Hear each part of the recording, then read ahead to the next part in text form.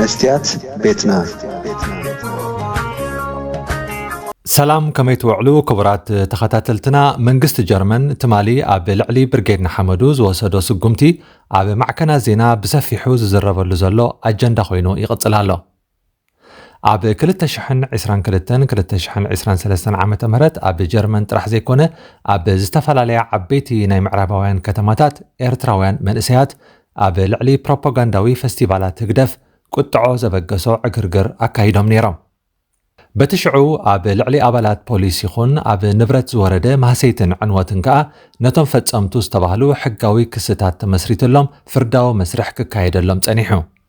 ازي اتكخون زنبرن منغست جرمن كم منغستي اب وشت عدو نزكايد غونص بحق زحتلو اغبابي ابالات برغيدنا حمدو خا نتي منغستي زسلعلهم مقصعتي امينيلهم تقبيلهم نتي خبور ناي طبقان حقاوي مسرحاتن زوعل ገንዘብ ازيو كبر ስለዝኾነ بهزبهم ان تحجزو كخفلون مقصعتهم كقللو كصعرون صنيحهم اب جرمن اب زتفلالي اغاطاميتات بزح سلاماو سلفتات يكايدي نابنت علت حدا جنبوت اب معلت سراحتنياتات بهاجر درجه قطع استحوسو سلفتات يكايدو او خا بزحات ابالات بوليس يقصلو يهرمو بزحات تكالاتون يعنو عبيتي كلبات كعس اغري اب زقات امالون بتمساسالي بدقفت غانتاتات اغرغري لعلي ابالات بوليسون نت اغرغر نمهدا يقصليم نايمانن صقامن بوليتيكاو سن حساب زختلو جرمناوያን اب غودنا اب سلف كرخبون كلو غونصات يلعليم ازوم كلهم ግን ምናልባት ገበናት ኮይኖም መቅጻዕቲ ከምጹ ዝኽእሉ እምበር ከም ንሓንቲ ሃገር ኣብ ሕቶ ምልክት ከውድቁ ዝኽእሉ ናይ ሽበራ ምንቅስቃሳት ክግለጹ ኣይክእሉን ብርጌድና ሓመዱ ብቐንዱ ብዕላማ አንጻር ናይ ዝኾነት ትኹን ሃገር መንግስትን ህዝብን ኣይኮነን ብርጌድና ሓመዱ ብመደብ ንፖሊስ ጀርመን ወይ ንመንግስቲ ጀርመን ይኹን ትካላቱ ከምኡውን ንህዝቢ ጀርመን ከጥቅዕ ኢሉ ወፊሩ ይፈልጥን ኣባላት ብርጌድና ሓመዱን ፖሊስ ጀርመንን ኣብ ህግደፋዊ ናይ ፕሮፓጋንዳ ፌስቲቫል እዮም ተራኺቦም እቲ ክኸውን ዘይነበሮ ከዓ ኮይኑ በዚ ብርጌድና ሓመዱ ኣብ ልዕሊ ፖሊስ ብዝፈጸሞ ተግባር የቕረይተ ሓቲቱ ዝመጾ መቕጻዕቱ ተቐቢሉ ንመጻኢ ካብኡ ተማሂሩ ኣካይድኡ ከመሓይሽ ግዴታ ኣለዎ ከምኡውን ዘይገበረ ኣይኮነን ምኽንያቱ እቲ ጎነፃዊ ሰልፍታት ብድሕሪኡ ደው ኢሉ እዩ መንግስቲ ጀርመን ዕላማ ቃልሲ ብርጌድና ሓመዱ ይጠፍኦ እዩ ኣይንብልን ምኽንያቱ ትማሊ ኣብ መደበር ቴሌቪዥን እውን ባዕሉ ገሊጽዎ እዩ ዕላማ ብርጌድና ሓመዱ ንምልካዊ ስርዓት ህግደፍ مسنا حسابو موغادي ازي ارتراوي ناي تقاومو حيلي كابز حاليفو نزخونة تخون هاجرن هزبن سقات ايكونن نجرمن كا بتي اب هاجرون عقب زهابو ومسل يمسجن حدا اوان اب ديمقراسيا وعالم هزبتاتون يقطعو قطعو كا بغونص يغلصيم غونص مفتح كوانتا زيكونه ببرغيدنا حمدو استجمره فولي تكبار جن ايكونن كم تأقدم أبيلنا زغلصنايو أب جرمن بزحات غونصاوያን سلفتات يكايديم حجز زارب زلو منغست جرمن تتقيمولو زلو بوتو زيرخبه شبرا زبل قالي إذا قال زي تمحايشو كقرب حجون نمنغست جرمن نقفيتانا كنسدلو إنا تمال مشات نابنت بزحات إرتراوያን اتي منغست جرمن تتقيمولو زلو حدقنيا قال كتأمتو زصوع ناي اكس وي تويتر غوسغواس يكايد نيرو بلكع منغست جرمن كساب حجي نزم منقسقاس شبراوي إلو أمزغبو أيسفرون انتاي دقا طرطر إليو كساب حجي زغلص أزالله يخون انبر بطرطراون انتخونه كقمت زيبولو سلازخونه كلو جينا نزن مقصاي منقسقاسات تجميرهم اللو برغيدنا حمدو برات زعادقه هزبن منغستن كرعد زخئل شبراوي ودبا أيكونن من إسيات مجلس حرانيهم أبتقوم نزصنحهم أأمانيهم العلم إذا تمالي دلينا يوم ما وقحتا تفتش أكايدنا لهم استبهلو إرتراوያን كم منغستن حقن هديمم زصنح يكونون منغستي بسماتهم بدراشኦም زفلطهم سراح زوفرو حدارن قلعن زلوهم ترى زيغاتاتيهم ኣብ ዝኾነ ሰዓት ተጸዊዖም ክመጹ ዝኽእሉ መንግስቲ ተደልይዎም ኣብ ዝኾነ ግዜ ክረኽቦም ዝኽእል እዮም ከዓ እሞ ስለምታይ ደኣ ለይቲ ምድሪ ቆልዓ ሰበይቲ ኣብ ስነ ልቦናዊ ፀቕጢ ከም ዝወድቁ ጌርካ ማዓጹ ብሓይሊ እናሰበርካ ተፍትሽ ምክያድ ሕጂ እውን ክንደግሞ እዚ ንባዕሉ ራዕዲ ምፍጣር ስለ ዝኾነ ንመንግስቲ ጀርመን ንነቕፎ ከምቲ ብርጌድና ሓመዱ ጌጋታት ኣለዎ ብሕጊ መቕጻዕቱ ይቀበል ንብሎ ንመንግስቲ ጀርመን ጌጋታቱ ክንነግሮ ከዓ ኣይንስከፍ ኣይንፈርሕ ዝኾነ ኤርትራዊ ነዚ ቃልሲ ይሓልየሊ እየ ዝብል ከዓ ኢለኩም ነይረ እንኳዕ ረኸብኩም ዘይኮነ ክብል ዘለዎ እንታይ ክሕግዝ ኢሉ እጃሙ ኸበርክት ኣለዎ ወላ እውን ነቲ ዝጸንሐ ኣካይዳ ዘይቅበሎ እንተነበረ ኣብዚ እዋን ግን እስከበሉ ነዚ ጉዳይ ብኸምዚ እለይዎ ንመጻኢ ከዓ በዚ ዝሓሸ ጎደና ተጓዓዙ ኢሉ ክመክር ይግባእ ግደ ሓቂ ሽበራዊ ጉጅለ ኢልካ ከበድቲ ኣስማት ምጥማቕ ኣብዚ ዘለናዮ መዋእል ዳርጋ ልሙድ እናኾነ ዝመጽእ ዘሎ መንግስታት ዝጥቀመሉ ፖለቲካዊ ቃል ኮይኑ ኢና ንረኽቦ ናይ ቀረባ ዝኽሪ ኣብይ ኣሕመድ ንውድብ ሕወሓት ሽበራዊ ኢሉ ኣብ ባይቶ ኢትዮጵያ ብወግዒ ኣፍልጦ ከም ዝረክብ ገይሩ ነይሩ ዕርቂ ምስ መጸ ግን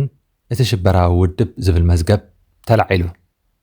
ብዙሓት ሃገራት ንብዙሓት ዘይደሊኦም ምንቅስቓሳት ሽበራውያን ኢሎም ይሰሚዖም እየን ጀርመን ናብዚ ደረጃ ክወርዱ ይኽእሉ እዮም ኢልና ኣይንሓስብን ምኽንያቱ ዝሓሸ ዲሞክራስያዊ መዋቕር ኣለዎም ኢልና ስለ ንኣምን ጻውዒትና መንግስቲ ጀርመን ግቡእ ቃላት ክጥቀም ሽበራዊ ዝብል ሓደገኛ ሓረግ ከወግድ ገበን ፈጺሞም ንዝበሎም ሕጋዊ ክሲ መስሪቱ ክፈርድን ክኣስርን ወይ እውን ገንዘባዊ መቕጻዕቲ ክውስን ኣብ ጀርመን ዘሎ ፕሮፓጋንዳዊ ፌስቲቫላትን ኣሰራርሓ ኤምባሲ ህግደፍን ክምርምር ዕቑባ ንዝግብኦ ሓቀኛ ስደተኛ ከለሊ ስግሮ ደባዊ ፀቕጢ ክከላኸልን ከም መንግስቲ ዕዮ ገዝኡ ክሰርሕን ኣለዎ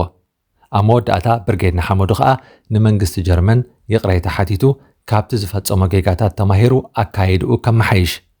በዚ ዝሓሸ ውፅኢት ክመጽእ ይኽእል ኢልና ንሓስብ ከምቲ ኩሉ ግዜ ንብሎ እቲ ሕነ ክፍደእ እዩ እቲ ሕነ ከዓ ሰላም እዩ ንሕና ድማ ግብረ ሽበራውያን ዘይኮና ንሕናን ህዝብናን ብፍትሒ ኣብ ዓድና ንኽንነብር ንቃለስ ተራ ስደተኛታት ኢና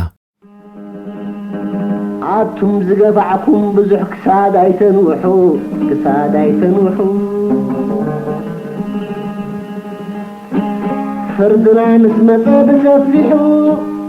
ፍርድና ምስ መጸ ብሰፊሑ ራዕዲ ሰማይ ከይሕዘኩም ከይትፈርሑ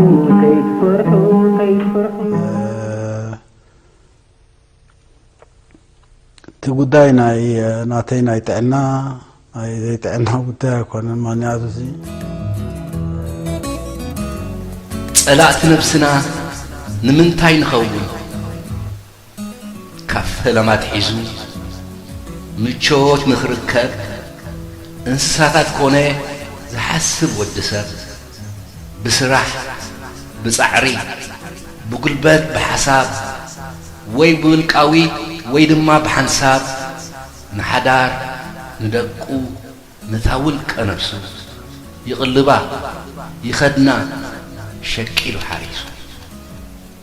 ብሓሳብ ጉልበቱ ሓሊኑ ጽዒሩ ንኸይነብር ቀሲኑ ኸቢሩ ዝጻብኦ ብሜላ ብሓይሊ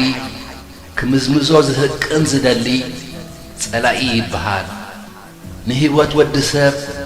ስለ ዝዘረገ ስኒት ሕብረተሰብ ገለ ብጉልበቶም ገለ ኣምሪሖም ካህናት ካብ ርሑቕ ዝመጹ ዓመፅቲ ኣርካናት ንማኢት ዓመታት ንብዙሕ ዘበናት ኣብ ገዛ ዓድና ኣብ እንዳማይ ቤትና ኣሳቂዮምና ከርተት ኣቢሎምና ኣብዚ ዘለናዮ ሕማቕ ዘበን ድማ እልፊ ኣእላፍ ሓርበኛ ምስ ከስከሰት ዓጽማ 100,000 መንእሰይ ምስ ፈሰሰ ደማ ሕነ ተጋድሎ ናይ ስማዕታት ጻማ ሓሪር ዝኣሰሩ ናይ ጠበብቲ ጋማ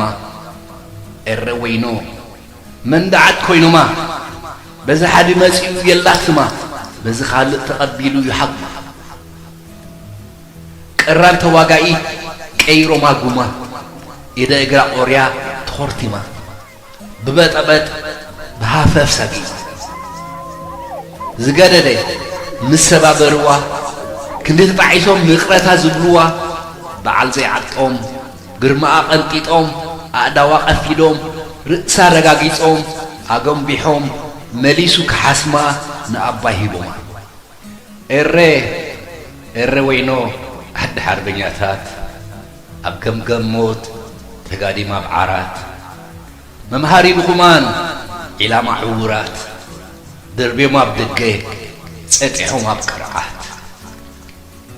ደቂሱ ተሲኡ ትንፋሱ ብሒቱ ወዲ ኣዳም ሰሪዑ ከይኣቱ